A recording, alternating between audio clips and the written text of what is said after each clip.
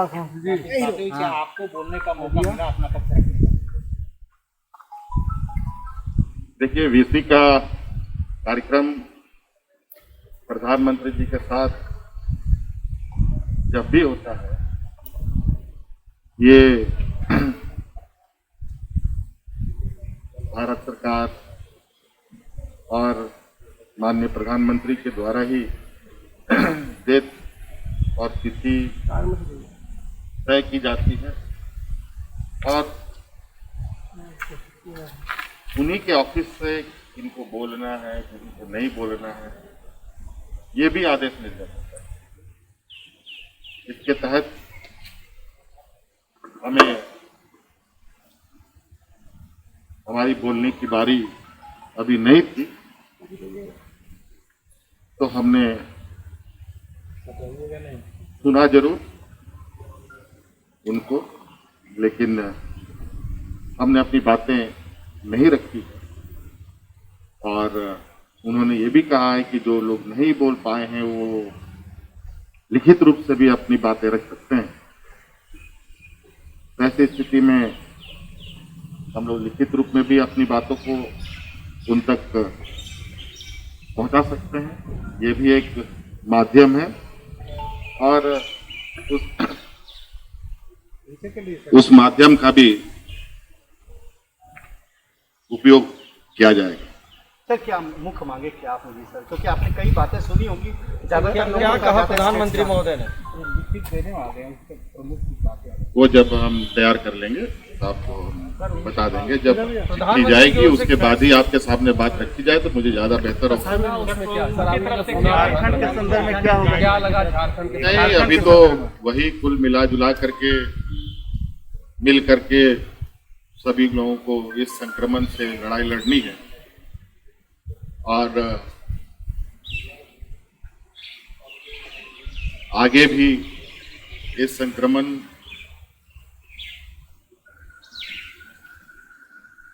को सब मिल करके ही लड़ना है। इसी से इर्द गिर्द ये सारी बातें थी और लगभग मुझे लगता है कि अब देश का कोई भी राज्य कोरोना से अछूता नहीं रहा और सभी लोग अपने अपने तरीके से कैसे हम अपनी लड़ाई लड़ रहे हैं, ये बातें रखी गई। सर, चाइना के साथ लड़ाई में सर झारखंड का भी ये कह रहे हैं जो बाहर के देश जो कोरोना से बाहर निकले हैं, जो दूसरे देश हैं, जो कोऑर्डिनेशन है स्टेट गवर्नमेंट और सेंट्रल गवर्नमेंट के बीच, वो भारत में बहुत कम देखने को मिली है। इसकी वजह से जो है टेस्टिंग कम हो रहा है। जो लाख के रेशियो है 2-3 हज़ार टेस्टिंग हो रहा है, बाहर के देशों में 1 लाख 1.5 लाख टेस्टिंग हो रहा है 10 लाख पे। तो कोऑर्डिनेशन आपको लगता है कि स्टेट और सेंट्रल के बीच नहीं के बराबर है? देखिए, सेंट्रल गवर्नमेंट के संदर्भ में तो यही कहना है कि सेंट्रल गवर्नमेंट को तो टेस्ट नहीं करना है, वो तो राज्य सरकारों को ही करना है। वो एक आदेश निर्गत करते हैं, वो एडवाइजरी राज्यों को देते हैं, उसके अनुरूप राज्य सरकार अपनी व्यवस्था के माध्यम से हरकत में आती है, कार्य योजना बनाती है और अपनी तैयारी करती है। कोऑर्डिनेशन का मैं जहां तक मतलब समझता हूं, वो कोऑर्डिनेशन का मतलब है सहयोग, स्वास्थ्य के क्षेत्र में सहयोग, आर्थिक मदद की सहयोग इत्यादि बातें हैं और इन सब चीजों पर ही केंद्र सरकार राज्य सरकार को फीड करती है। चाहे वो मुफ्त अनाज गरीबों को देने की बात हो, चाहे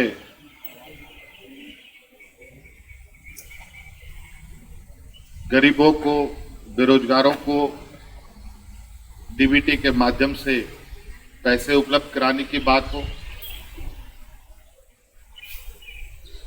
चाहे स्वास्थ्य उपकरण उपलब्ध कराने की बात हो,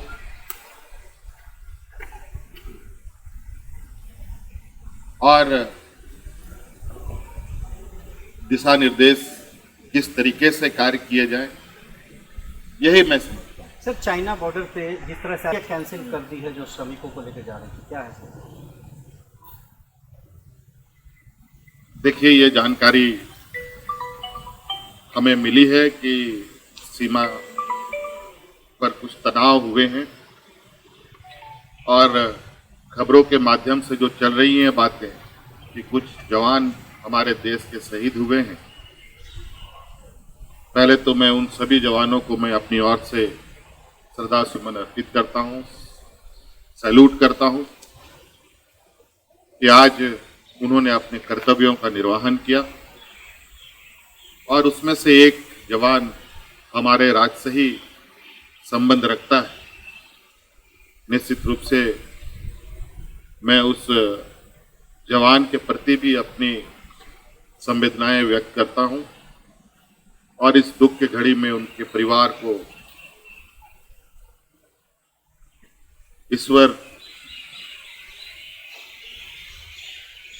इतनी शक्ति प्रदान करे कि आज इस संक्रमण में भी आज उनके सदस्य ने अपना पैर पीछे नहीं किया और देश के लिए शहीद हुए। और आज उसी प्रकार बड़े पैमाने पर राज्य के हमारे नौजवान उन सीमावर्ती क्षेत्र में जहां पर आज जवान शहीद हो रहे हैं, अपना योगदान श्रमिकों के रूप में दे रहे हैं।